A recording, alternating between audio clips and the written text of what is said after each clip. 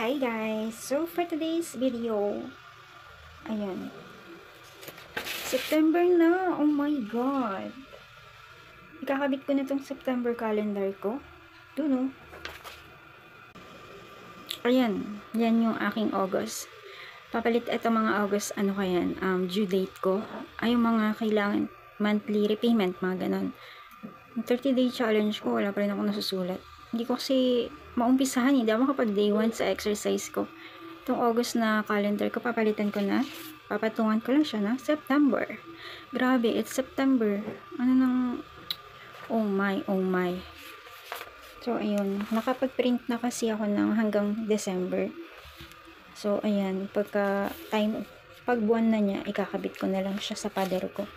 Wala pa kasi akong permanent na bahay, kaya hindi ko pa maayos yung aking mga ganyang kaganapan, mga pag-aayos-ayos. Mga temporary lang kasi akong tumitira sa mga inuupahan ko, kaya ganyan, dikit-dikit lang tayo sa pader.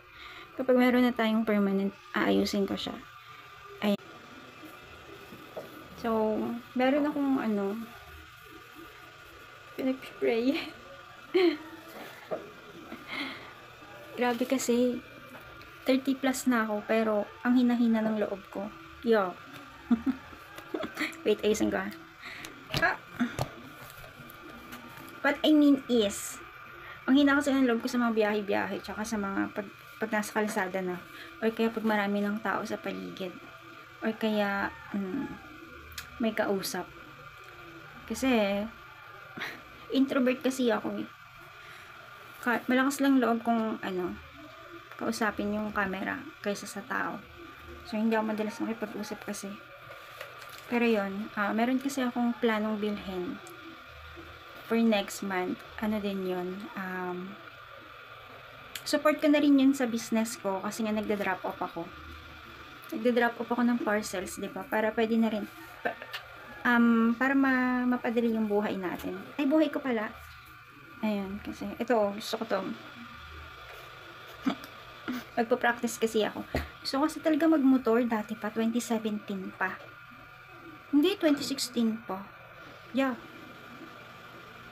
2016 pa alam ko. Ay, hindi lang 2016. 2016 ko lang siya parang pinopose.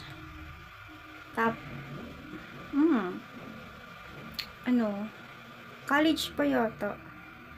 Inisip ko lang, pero hindi ko sinasabi sa sarili kong gagawin ko. Yung parang nagkaroon ako ng desire 2016. Ilang taon po lang ako nung 2024 na ngayon.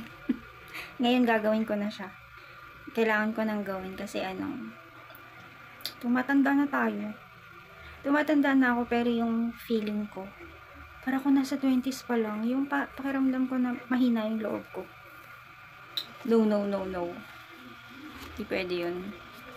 So yun, yan ang pagpapracticean ko para maging lumakas yung loob ko sa kalsada o sa mga pag-iwas-iwas sa mga struggles, obstacles.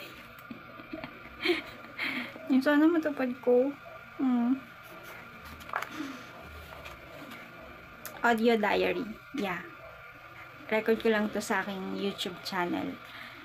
Para maano ko siya, ma-documentary ko yung aking buhay.